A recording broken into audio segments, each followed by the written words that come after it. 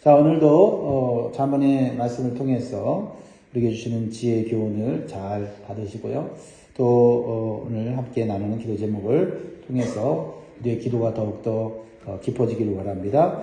우리의 기도 제목 따라 하십니다. 마음과 감정을 잘 다스리게 하시고 하나님을 경외하는 지혜를 배우게 하소서. 아멘. 사람은 감정을 가지고 있지요. 보통 희노애락의 감정을 가졌다 말합니다. 기뻐하고 또 슬퍼하고 또 즐거워하고 또 노하기도 하고 여러 가지 감정들이 우리에게 있어요. 그래서 사람은요, 감정을 통해서 서로 사랑하게 되고 이해하게 되고 불쌍히 여기게 됩니다. 그러면 사람과의 관계가 더 가까워지고 그 관계 속에서 위로를 받고 감동을 받고 행복을 느끼게 되는 거예요. 이 우리의 감정이 참 소중합니다. 하지만 우리의 감정 중에 분노의 감정은 잘 조절하지 않으면 나 자신도 불행해지고 다른 사람도 불행하게 만드는 경우가 종종 발생합니다. 한국에서 아파트 층간 소음으로 인해서 서로 갈등을 겪다가 분노를 참지 못하는 경우가 종종 있습니다. 그래서 처음에는 다투다가 나중에는 순간적인 감정을 참지 못해서 살인까지 벌어지는 일이 자주 뉴스에 등장하곤 합니다. 이렇게 한순간 마음속에 끓어오르는 분노의 감정을 잘 해결하지 못하면 평생 후회하는 인생을 살게 되는 것을 보게 됩니다. 그래서 우리 마음속에 일어나는 분노의 감정을 잘 통제하는 것만으로도 건강하고 지혜로운 인생을 살 수 있다라는 것입니다. 17절에 보면 노하기를 속히 하는 자는 어리석은 일을 행하고 악한 계교를 꾀하는 자는 미움을 받느니라. 분노의 감정이 있을 때 말하고 분노의 감정이 있을 때 선택하고 분노의 감정이 있을 때 행동하면 결코 지혜로운 행동이 나오지 않습니다. 성경은 분노하는 것을 죄라고 말하진 않지만 분노를 잘못 표출할 때 죄를 지을 수 있다고 말을 해요. 그러니까 분노의 감정이 일어나는 것은 잘못은 아니지만 그 분노의 감정을 잘 다스리지 못하는 것은 내 책임이다라는 거죠. 신앙생활은 공동체 생활이기 때문에 이 분노의 감정을 잘못 표출하면 그동안 쌓아놓았던 좋은 이미지를 한순간에 무너뜨릴 수 있고 특히 믿음이 연약한 성도들에게는 시험을 줄 수가 있다라는 겁니다. 더 나아가 하나님의 뜻이 더디 이루어질 수 있는 그런 신앙적인 손해도 본다라는 겁니다. 그래서 분노의 감정이 올라올 때 그 감정을 스스로 잠재울 수 있는 능력을 키워야 돼요. 화가 난다고 해서 바로 화를 내고 내가 화내는 것이 정당하다고 해서 과도하게 화를 내다 보면 오히려 그 결과는 좋지 못한 방향으로 흘러갈 수 있다라는 것입니다. 그래서 분노가 일어날 때 시간을 조절할 수 있는 힘을 훈련해야 돼요. 화가 나는 것은 정상적인 감정이기 때문에 시간을 조절할 수 있어야 돼요. 그래서 시간을 조절하면서 분노의 감정을 조절을 하게 되면 그 감정이 가라앉게 되면 생각할 수 있는 여유가 생긴다. 그래서 지금 분노를 표출해야 되는지 그리고 어떻게 분노를 표출해야 되는지 그리고 내가 얻기를 원하는 결과가 무엇인지를 생각해야 돼요. 내가 얻기를 원하는 결과가 이런 결과이기 때문에 내가 화를 낸다. 근데 화를 내면 이런 결과가 올까 생각해보면 대부분 화를 내서 좋은 결과를 얻지는 못합니다. 오히려 분노의 감정을 가라앉히고 차근차근 생각하고 차근차근 대화를 할 때 오히려 좋은 결과가 나타나는 것이죠. 그래서 29절에 보면 노하기를 더디하는 자는 크게 명철하여도 마음이 조급한 자는 어리석음을 나타냅니다. 성경에도 인정해 주죠. 노하기를 더디하는 사람. 노하는 마음을 딜레이 시키고 잠재우는 것이 큰 명철이다. 큰 지혜다. 이렇게 말하고 있어요. 분노를 우리가 바로 쉽게 내는 것은 마음이 조급하기 때문이에요. 마음이 조급. 마음에 여유가 없으면 평상시에 분노를 잘 참는 사람도 버럭 화를 내게 되는 거예요. 그래서 내 마음 관리가 안 되면, 내 마음을 평온하게 만들지 않으면 아주 작은 일에도 평상시에 화를 내지 않는 사람도 쉽게 화를 내게 된다 하는 겁니다. 그래서 평상시에 자신의 마음을 평온하게 가꾸는 경건 훈련이 필요하다라는 거죠. 그래서 30절의 말씀이죠. 30절 같이 읽습니다. 시작. 평온한 마음은 육신의 생명이나 시기는 뼈를 썩게 하느니라. 이 평온한 마음. 사람이 평온한 마음을 갖지 못한 이유는요, 마음속에 시기와 욕심 때문이에요. 누가 나보다 잘났다고 생각하면 시기가 생깁니다. 내가 원하는 대로, 내 뜻대로 되지 않으면 화가 나는 거예요. 욕심이에요. 어떻게 내 뜻대로, 내가 원하는 대로 모든 일이 돌아갑니까? 하나님의 뜻대로, 하나님의 원대로 되어지는 것이 이 세상의 일이에요. 그런데 마음에 시기가 생기고 마음에 욕심이 있어서 마음의 화를 잘 다스리지 못하면 그것이 습관화될 수 있어요.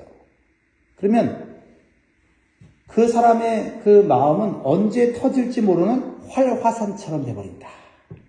그래서 마음의 화가 이렇게 쌓여있는 사람이 있어요. 특별히 제가 이민생활 하는 분들 보니까 화가 많이 쌓여있어, 화가. 이민 땅, 낯선 땅에 와서 진짜 한국에서는 그냥 하고 싶은 말 하고 내가 원하는 대로 하고 살았던 사람이 미국에 와서 말도 못하고 그냥 참고 하다 보니까 화가 쌓여서 누가 건드리면 항상 터질 듯한 활화산처럼 그렇게 사는 사람들이 너무 많은 거예요. 그래서 직장이나 자기에게 손해가 되는 장소에서는 못하고 오히려 교회 와서 그래도 말이 통하고 또 마음이 편한 사람들한테 화를 쏟아붓는 사실 이해는 되지만 좋은 결과를 얻지 못하는 그렇죠? 그런 모습들을 우리가 보게 되어 있습니다. 그래서 우리가 힘든 이민 생활이지만 미국 생활이지만 우리 마음의 화를 잘 다스리는 경건 생활을 해야 돼요. 그러니까 하나님 내 소원을 들어주십시오 하는 그 기도도 열심히 할 필요도 있겠지만은 중요한 것은 내 마음을 다스리는 데 시간을 들이는 경건 훈련이 필요해요. 그렇죠? 우리가 교회 생활하는 사람들이 보면 봉사도 열심히 하고 참 헌신도 열심히 하는데 마음 다스리는 훈련, 경건 훈련에는 시간을 투자하지 않아요. 그러다 보니까 항상 마음이 화가 나 있어요. 그래서 건드리면은 폭발하는 그러한 어떤 그 시한폭탄과 같은 그런 삶을 사는 사람들이 많이 있다는 것입니다. 그래서 그런 그 언제 터질지 모르는 활화산 같은 마음을 가진 사람 주변에는 사람들이 항상 마음을 졸여요. 그래서 그 사람으로부터 가능한 한 멀어지려고 하고 필요한 말만 하고 그 사람 주변에서 멀어지는 그러한 모습들을 우리가 보지 않습니까? 참 그렇게 살면 얼마나 참 불행합니까? 내 마음에 분노를 잠재우고 평온한 마음을 가지려면 하나님 앞에서 자기 자신을 살피는 시간을 많이 가질 수 있기를 주의 이름으로 축복합니다. 그리고 마음이 좀 안정되었을 때 내가 분노한 대상에게 자신의 솔직한 마음과 생각을 나누고 잘못을 인정해야 돼요. 그래서 자꾸 내가 분노 조절이 잘 안 된다는 것을 나도 인정하고 상대방도 알게 하면서 그것을 고쳐가야 합니다. 그리고 또 어떤 일로 화가 날 때 의식적으로 최대한 자신을 통제하는 그런 훈련을 해야 돼요. 그러다가 견딜 수 없다면 일단 그 자리를 피하는 방식으로 자기 자신을 훈련해야 돼요. 그래서 화가 날 때 가장 좋은 결과를 만들기 위해서는 생각하는 훈련이 중요해요. 생각하는 거. 어떤 사람들은 이렇게 얘기해요. 신학자 중에 마르틴 루터 같은 분들도 화가 많이 났나 보죠. 그래서 화가 날 때는 100을 쉬어라.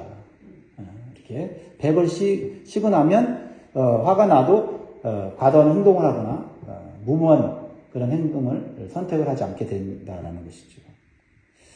그래서 특히 분노에 대한 하나님의 말씀을 계속해서 묵상하는 것이 중요하다. 그래야지 화가 탁 났을 때 말씀이 딱 떠오르면은 내 자신을 통제할 수가 있지요. 야고보서 1장 19절에서 21절에 보면 내 사랑하는 형제들아 너희가 알지니 사람마다 듣기는 속히 하고 말하기는 더디하며 성내기도 더디하라. 사람이 성내는 것이 하나님의 의를 이루지 못함이라. 딱 여기에 걸리잖아요, 우리는요.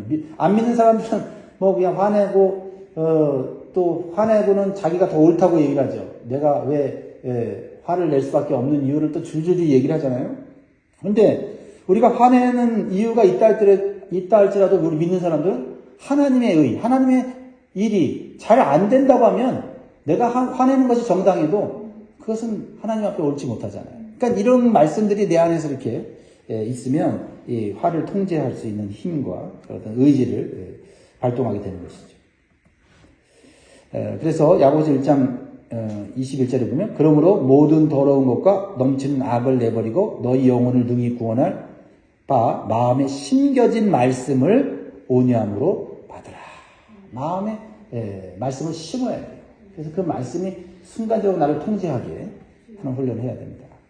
사랑하는 성도 여러분, 좋은 감정을 잘 사용하시고 분노의 감정을 잘 조절해야 해서 더욱 좋은 관계를 만들고 하나님의 뜻을 차질 없이 이루어갈 수 있는 복된 성도가 되기를 주의 이름으로 축복합니다. 오늘 잠언의 말씀에서 특히 강조하고 있는 것은 하나님을 경외하는 마음이 지혜를 주고 생명을 준다라는 것입니다. 이게 잠언의 가장 중요한 교훈이죠. 하나님을 경외하는 것이 지혜고 하나님을 경외하는 것이 생명을 얻는 것이고 하나님을 경외하는 것이 우리의 인생을 복되게 하는 것이다.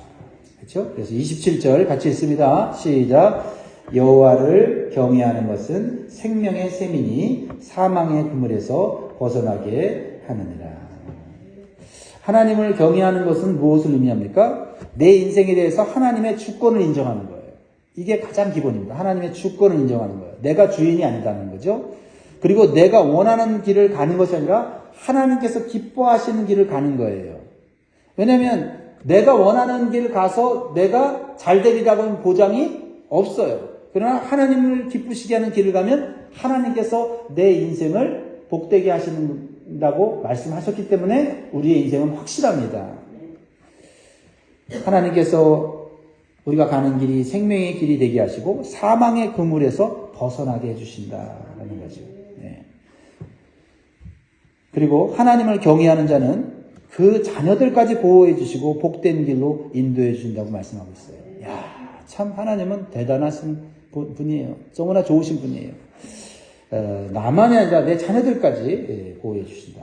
26절 여호와를 경외하는 자에게는 견고한 의뢰가 있나니 그 자녀들에게 피난처가 있으리라. 그래서 부모가 자녀가 진정으로 잘 되기를 원한다면 자녀에게 올인할 것이 아니라 하나님께 올인해야 돼요. 그렇죠? 부모가 아무리 자녀에게 좋은 것을 해주어도 자녀를 24시간 365일 보호하거나 그들의 미래를 책임져 줄 수가 없어요. 또 출가한 자녀들을 어떻게 우리가 다 통제를 하고 우리가 어떻게 그들을 다 보호하고 그들의 미래까지 우리가 좌지우지할 수 있어요? 못해요. 그러나 우리가 하나님을 경외하고 정말 하나님의 뜻대로 살려고 애쓰고 힘쓰면 하나님이 우리가 통제할 수 없는 우리 자녀들의 미래를 하나님이 책임져 주시는 거예요. 그 믿음으로 우리가 하나님을 섬기는 거죠. 하나님 우리의 자녀들의 미래를 책임져 줄 뿐 아니라 그들의 재능과 은사를 따라서 그들이 꿈을 꾸게 하고 하나님의 비전을 이루도록 해주시고 복된 길로 인도해 주시는 거예요. 하나님이 해주시는 겁니다. 믿으십시오. 그 믿음이 있어야 우리가 하나님을 더 경외하게 되고, 그렇죠? 또 우리 자녀들을 위해서 더 기도하는 거 아닙니까? 그러므로 지혜로운 부모는 자녀를 양육한다고 하나님을 예배하고 하나님께 봉사하는 일을 소홀히 하지 않아요. 그렇죠? 하나님 지금 내가 자녀 키우고 내 자녀 양육하느라고 지금은 하나님 내가 좀 소홀히 해도 이해해 주세요. 누가 우리 자녀들을 양육하고 누가 우리 자녀들을 복되게 하는데요. 자녀들에게 자녀들에게 우리는 하나님이 얼마나 우리의 삶에 중요한 분인지를 본으로 보여줘야 돼요. 그게 자녀를 복된 길로 가게 하는 겁니다. 한국에 있을 때 참 그 가슴을 치는 그 믿음의 부모들을 제가 많이 봤어요. 저는 청소년 사역을 했기 때문에 고3 때 되면은 그 믿음의 부모들이, 교회 중직자들이 자기 자녀들 교회에 못 나가게 해요. 뭐 직접적으로 못 나가게 하지는 않아도, 야, 고3 때는 교회 가고 봉사하고 하는 것도 설설해라. 그래갖고 어떻게 대학 가겠냐? 그러고는 이제 좋은 대학을 가요. 좋은 대학을 가서, 야, 이제 대학 갔으니 하나님이 축복해줬으니 너 신앙생활 열심히 이제부터 해라. 교회 열심히 다니고 봉사도 해라.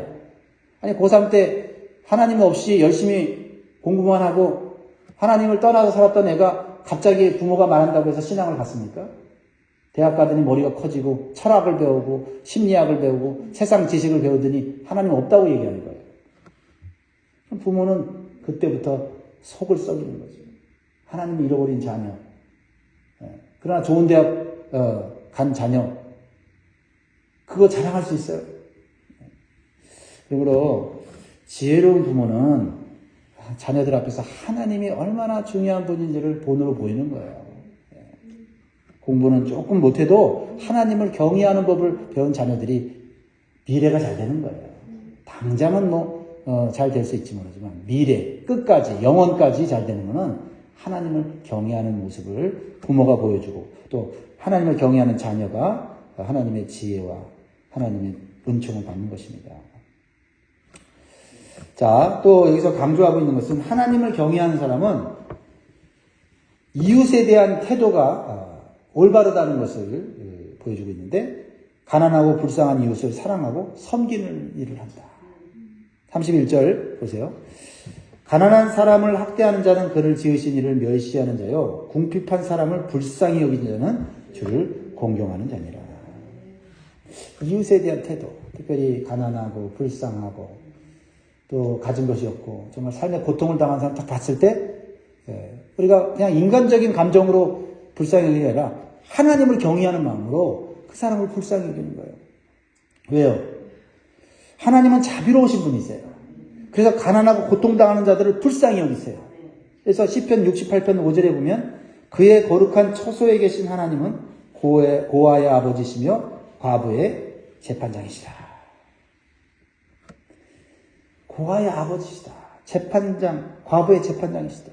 그러니까 이 세상에 힘없고 돈 없고 억울한 일 당해도 호소할 데가 없는데 하나님은 그들에게 아버지가 되고 재판장이 되십니다. 그러면 그런 하나님을 우리가 믿는 우리들은 그런 사람들을 볼 때 하나님의 마음으로 대화해야 되지 않느냐. 그래서 가난하고 고통당하는 이웃을 섬기면 하나님을 섬기는 것으로 하나님을 여겨주신다. 심지어는 하나님이 우리에게 빚진 것처럼 우리에게 갚아주신다 그랬어요. 가난하고 불쌍한 사람들을 돌보는 것, 하나님이 자신이 빚졌으니까 너한테 빚 갚을게. 이거 말도 안 되는 일인데 하나님이 그만큼 하나님에 대해 경외하는 것을 이웃에 대한 태도로 나타날 것을 말씀하고 있는 거예요. 잠언 19장 17절에 가난한 자를 불쌍히 여기는 것은 여호와께 구워드리는 것이니 그의 선행을 그에게 갚아주시리라. 그러므로 우리 앞에 어렵고 힘든 사람들이 눈에 보일 때는, 여러분, 그때는 하나님을 경외하는 마음으로 그 사람에게 우리가 가진 것을 나눠줘야 돼요. 내 형편에 맞게 하면 되는 겁니다. 식사 한 끼를 사줄 수도 있고, 맞아. 내가 입던 옷을 줄 수도 있고, 아니면 그들에게 필요한 물질을 좀 도와줄 수도 있을 거예요. 그것이 하나님을 경외하는 마음으로부터 나와야 한다는 거죠. 내 의로 하는 것이 아닙니다. 우리는 말로만 하나님을 경외하는 것이 아니라 우리 삶 속에서 가난하고 고통당하는 이웃을 도울 때 하나님을 경외하는 삶으로 나아가게 된다는 거 기억해야 돼요. 23절 보세요. 말로만 하는 사람들이 있어요. 모든 수고에는 이익이 있어도 입술의 말은 궁핍을 이룰 뿐이니라. 입술의 말은 궁핍을 이룬다는 건 뭐예요? 이 사람은요, 말로는 사람을 돕고 말로는 어려운 사람들을 돕는다고 막 떠들어대는 거예요. 근데 실제적으로는 돕지를 않는 거예요. 그러니까 사람들한테 칭찬받으려고 입으로만 얘기하는 거예요. 실질적으로 하지 않는 거예요. 그러니까 결국은 어떻게 해요? 하나님, 사람을 속여도 하나님 못 속여요. 그러니까 하나님이 다 뺏어가는 거예요. 하나님이 준 건데 그거를 자기만을 위해서 쓰는 거예요. 그러니까 모든 수고에는 이익이 있다라는 건 뭐예요? 하나님이 우리가 하는 수고와 희생을 다 알고 계시고 그걸 다 카운트 하시다가 하나님이 복 주신다는 거예요. 그러니까 사람들이 내가 수고하고 희생한 거 안 알아줘도 괜찮아요. 하나님 다 카운트하고 계시니까. 그것이 바로 하나님을 경외하는 태도예요. 사람 볼 때는 반짝하고 사람 안 볼 때는 게으르고 눈치 보고 이렇게 하는 태도는 언젠간 사람한테도 들키고요. 하나님은 다 아세요. 사람이 이웃을 대하는 태도를 보면 하나님을 경외하는 사람인지 아닌지 자신의 이익을 위해서 사는 사람인지 우리는 알 수가 있다라는 것입니다. 하나님을 경외하는 사람은 환난 중에 보호해 주시고 죽음에도 소망이 있다. 32절 같이 있습니다. 시작. 악인은 그의 환난에 엎드러져도 의인은 그의 죽음에도 소망이 있느니라. 그래서 악인은 하나님을 경외하지 않고 자기의 노력과 힘으로 부자가 된 사람일 수도 있어요. 그런데 그런 사람도 환난 때는 다 무너져요. 환난 때는 다 망합니다. 근데 의인은 환난을 통과할 뿐 아니라 죽어도 소망이 있다. 이게 하나님을 경외하는 자의 축복이다라는 거죠. 그러니까 하나님을 경외하는 자에게는 죽음이 결코 끝이 아니며 불행이 아니에요. 하나님께서 사망 권세를 이길 수 있는 영원한 생명을 주시기 때문입니다. 그러므로 우리가 비록 세상에 살면서 우리가 원하는 대로 뜻하는 대로 모든 일이 안 돼도 우리가 한 가지는 해야 돼요. 하나님을 경외하는 삶. 거기에 우리의 미래가 복된 길로 생명의 길로 가게 되는 지혜가 있다라는 것입니다. 하나님을 경외하는 것이 참된 지혜인 것입니다. 믿으십시오. 그리고 가정에서 자녀들에게 본을 보여주십시오. 그리고 어렵고 힘든 이웃들을 외면하지 마시고 힘써 도우시기 바랍니다. 오늘의 기도 제목을 기억합니다. 마음과 감정을 잘 다스리게 하시고 하나님을 경외하는 지혜를 배우게 하소서. 아멘.